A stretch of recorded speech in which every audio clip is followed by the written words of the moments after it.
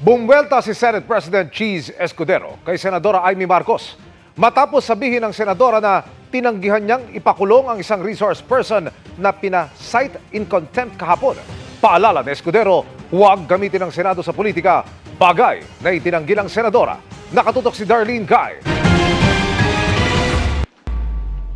Show cause order ang inisyu ngayon ni Senate President Cheese Escudero laban sa kinatawan ng Interpol Manila at Special Envoy on Transnational Crime na si Ambassador Marcos Lacanilaw para pagpaliwanagin sa loob ng 5 araw kung bakit hindi siya dapat ma-cite in contempt. Kahapon pinakontempt si Lacanilaw, isa sa mga sumama kay dating Pangulong Rodrigo Duterte mula Villamor Air Base hanggang sa the Netherlands nang arestuhin siya. Hindi mo pa rin alam na hindi siya dinala sa judicial authority? Yes, Mr. Senator. Hindi mo alam? Yes, Mr. Senator. So you're lying. You're lying.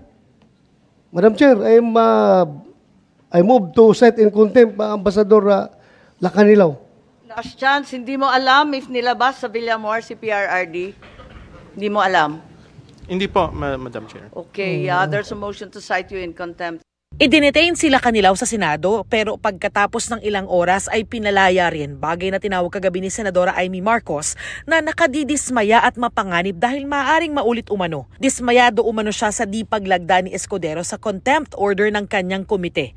Pinabulaanan niya ni Escudero dahil hindi pa umano niya nakikita o natatanggap ang detention order ng ibandera ito ni Senadora Marcos kagabi. Tila isinawalang bahala din umano ng Senadora na dapat otorisado ng Senate President ang pagpapaaresto o pagpapakulong sa isang resource person. Isang patakaran para matiyak na hindi nagagamit ang kapangyarihan ng Senado laban sa karapatan ng resource person o para sa personal o politikal na pakinabang.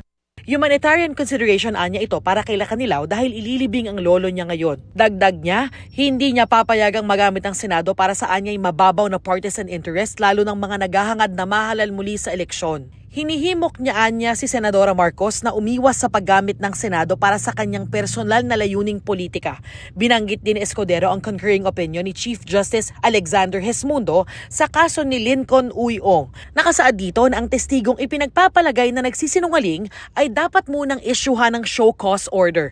Sabi ngayon ni Senadora Marcos, hindi pansarili ang ikinasang pagdinig ng kanyang komite. In aid of legislation yun kasi nagkakagulo nga kami, nagpapatulong nga kami kay Justice Ascuna. Nakita natin na medyo may kaguluhan sa batas. Para sa GMA Integrated News, Darlene Guy, nakatutok 24 oras.